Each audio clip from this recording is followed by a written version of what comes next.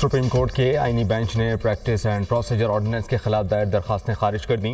Chairman Tehreek Insaf barrister Gauhar Ali Khan ने ordinance को challenge किया था। प्रैक्टिस एंड प्रोसीजर ऑर्डिनेंस खत्म हो चुका। जस्टिस अमीनुद्दीन खान के रिमार्क्स। जस्टिस मोहम्मद अली मजहर ने कहा कि ऑर्डिनेंस के बाद प्रैक्टिस एंड प्रोसीजर में पार्लियामेंट ने कानून साजी कर दी है। जस्टिस जमाल खान बंदुखैल ने कहा कि कानून आ जाए तो ऑर्डिनेंस खुद ब खुद खत्म हो जाता है। आइन सदर पाकिस्तान को ऑर्डिनेंस जारी करने का इख्तियार देता है।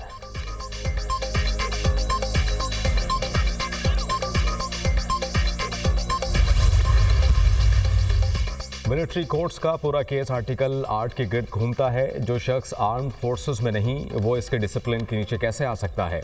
एक शख्स महकमा ज़राअत में है, इस पर महकमा ज़राअत के डिसिप्लिन का इतलाक होगा। क्या गैर मुतल्लका शख्स को डिसिप्लिन के नीचे लाना आर्टिकल 8 की खिलाफ वर्जी नहीं होगी। जस्टिस जमाल खान बंदुखैल के फौजी अदालतों में सिविलियन के ट्रायल के खिलाफ अपीलों पर समाअत में रिमार्क्स। जस्टिस मोहम्मद अली मजहर ने कहा, क्या 5 रुकनी बेंच ने आर्मी एक्ट दफात को आर्टिकल 8 से मुतसादिम करार दिया। आर्मी एक्ट की दफात को आर्टिकल 8 से मुतसादिम होने का क्या जवाब फैसले में दिया गया। वकील ख्वाजा हारिस ने दलाइल दिए।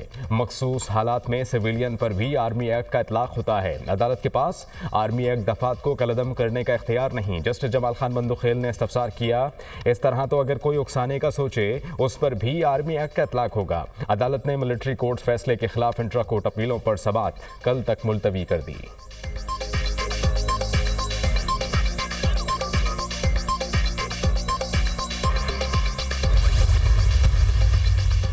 सुप्रीम कोर्ट ऑफ पाकिस्तान ने आदिल बज़ई को डी-सीट करने का फैसला कलअदम करार दे दिया। इलेक्शन कमीशन ने आदिल बज़ई की कौमी असम्बली रुकनीत बहाल कर दी।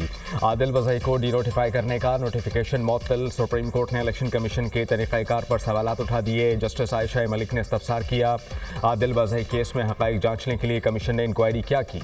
जस्टिस अकील अब्बासी ने कहा, बस बड़े साहब का ख़ता गया तो बंदे को डी-सीट कर दो, ये नहीं हो सकता। जस्टिस मंसूर अली शाह ने कहा कि एक हल्के के अवाम को डिसफ्रेंचाइज करने का पैमाना तो सख्त होना चाहिए। जस्टिस आयशा मलिक ने रिमार्क्स देते हुए कहा कि इलेक्शन कमीशन ने कह दिया वो दस्तावेज तो सीक्रेट है।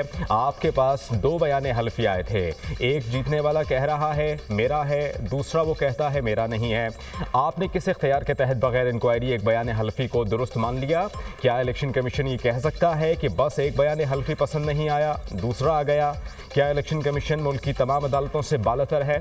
जस्टिस मंसूर अली शाह ने कहा कि ट्रायल कोर्ट की पावर इलेक्शन कमीशन के पास कहां से आई। इलेक्शन कमीशन ने तो बिल्डोजर लगाया हुआ है।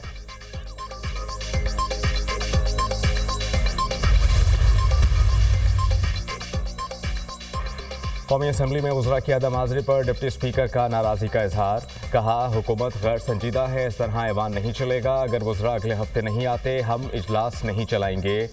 कल भी रूलिंग दी थी, वज़ीर आज़म को लिखेंगे। नवीद ख़बर ने कहा कि वज़रा की आईनी ड्यूटी है कि ऐवान में मौजूद हों, आपकी तरफ से सख्त रूलिंग आनी चाहिए। शाज़िया वली ने बताया, कल एक वज़ीर ऐवान में मौजूद थे, आज वो भी गायब हैं। अपोजिशन लीडर उमर अयूब ने कहा कि ऐवान की तज़लील हो रही है, हम लोग यहाँ किस लिए आते हैं, ये हुकूमत है या क्या है। कौमी असम्बली का इजलास कल सुबह 11 बजे तक मुलतवी।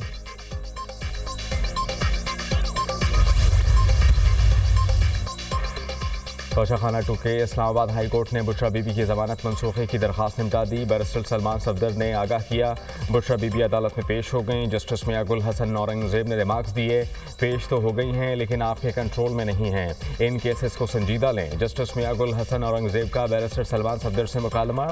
हाई कोर्ट अगर ज़मानत देती है तो मुलज़िम पेश ना हो तो ट्रायल कोर्ट ज़मानत कैंसिल कर सकती है। ये हाई कोर्ट के ऑर्डर में तौहीन अदालत नहीं होगी। अदालत के रिमार्क्स।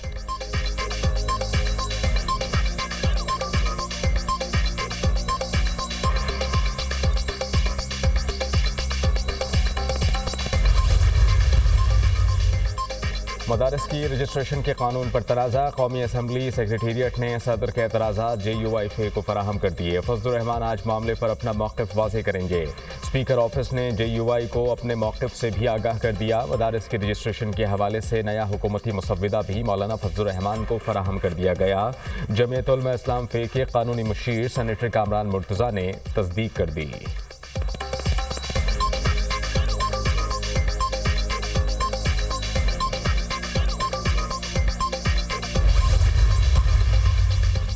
नया दिन नया रिकॉर्ड। स्टॉक मार्केट ने 1,13,000 की सतह भी अबूर कर ली। इंडेक्स में 2,000 से ज़ायद पॉइंट्स का इजाफा। ट्रेडिंग के दौरान हंड्रेड इंडेक्स 1,13,481 पॉइंट्स की सतह को छू गया।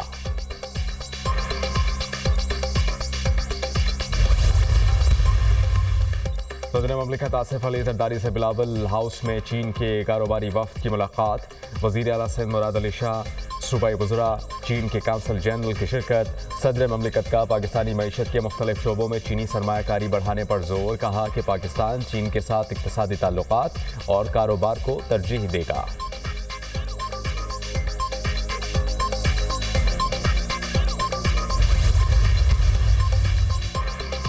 फॉरेन इन्वेस्टमेंट का रुझान बढ़ाने के लिए सिंध हुकूमत पुरअज़्म। सिंध हुकूमत हर मुल्क के सरमायाकारों को मुकम्मल ताउन और सहूलत फराहम करेगी। सिंध हुकूमत मुल्क में पहली बार पब्लिक प्राइवेट पार्टनरशिप लेकर आई। वज़ीर इत्तला सिंध शर्जील इनाम मेमन का तकरीब से खिताब।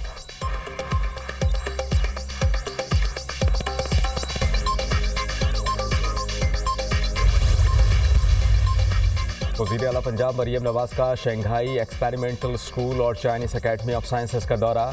स्कूल बच्चों को आर्टिफिशियल इंटेलिजेंस के उलूम सिखाने के लिए कायम किया गया, जहां कमसन तलबा को आर्टिफिशियल इंटेलिजेंस पर मुफ्त तालीम दी जाती है। वज़ीर आला मरियम नवाज ने शंघाई एक्सपेरिमेंटल स्कूल के मुख्तलिफ शोबों का मुशाहिदा किया, आर्टिफिशियल इंटेलिजेंस के बारे में दरियाफ्त किया। वज़ीर आला का तलबा की आर्टिफिशियल इंटेलिजेंस की तख्लीकात का मुआयना। ज़िला ज्वाडिंग की director bureau of education, Shanghai experimental school और चाइनीज अकेडमी ऑफ साइंसेस के सदर से भी मुलाकात।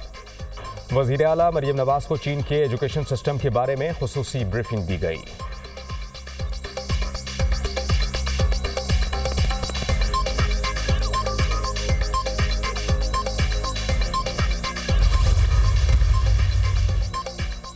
हुकूमत माशी निज़ाम तब्दील करने के लिए पुरअज़्म। हम दुरुस्त समत की जानिब गामज़न हैं। माशी इस्तेहकाम के लिए मुश्तरक काविशों की ज़रूरत है। माशी निज़ाम को शरई उसूलों के मुताबिक बनाने का अज़्म। वज़ीर ख़ज़ाना मोहम्मद औरंगज़ेब का तक़रीब से खिताब।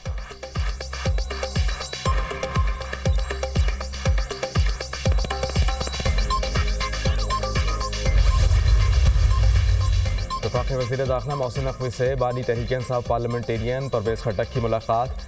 मुल्की मजमूई सूरत हाल और सियासी उमूर पर तबादला ख्याल। मुलाकात में खैबर पख्तूनख्वा में अमन व अमान के क़याम से मुताल्लिक़ इक़दामात पर भी गुफ्तगू। रहनुमाओं का मुल्की तरक्की में रुकावटें डालने वाले अनासर का डट कर मुकाबला करने के अज़्म का यादा।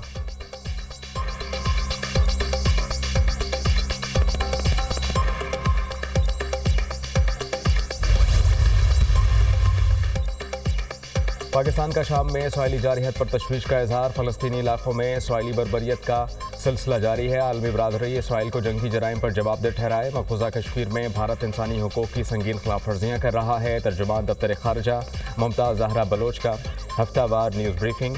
गाज़ा में गैर मशरूत जंग बंदी का मुतालबा।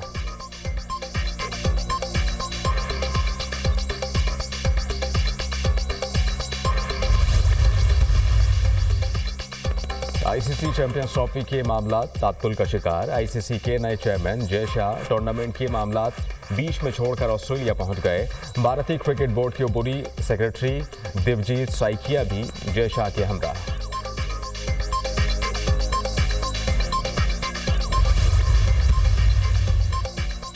साबिक वज़ीर आज़म नवाज शरीफ, आसिफ अली जरदारी, यूसुफ रज़ा गिलानी और दीगर के खिलाफ तोशाखाना गाड़ियों का रेफरेंस। एहतसाब अदालत की जज आबिदा सज्जाद ने रेफरेंस FIA के स्पेशल जज सेंट्रल को भेज दिया। मुल्ज़िमान की जानिब से केस FIA को भेजने की इस्तदा मुस्तरद।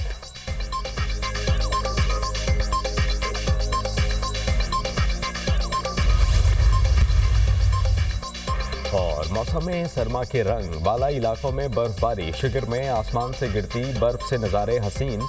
बर्फबारी के बाद मालम जब्बा का हुस्न दुबाला हो गया। सयाह लुत्फ़अंदोज़ होने लगे। आज़ाद कश्मीर वादी नीलम के बालाई इलाकों में 8 से 10 इंच बर्फबारी। गिलगित बल्तिस्तान के इलाके खरमिंग में मौसम सरमा की पहली बर्फबारी। दर्जा हरारत -10 तक गिर गया। स्टोर में दूसरे रोज़ भी बर्फबारी। बालाई इलाकों ने सफ़ेद चादर ओढ़ ली।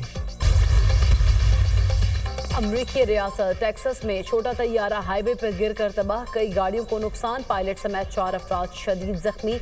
अस्पताल मुंतकिल। हादसे में जहाज तबाह हो गया। वाक़े की तहकीकात का आगाज।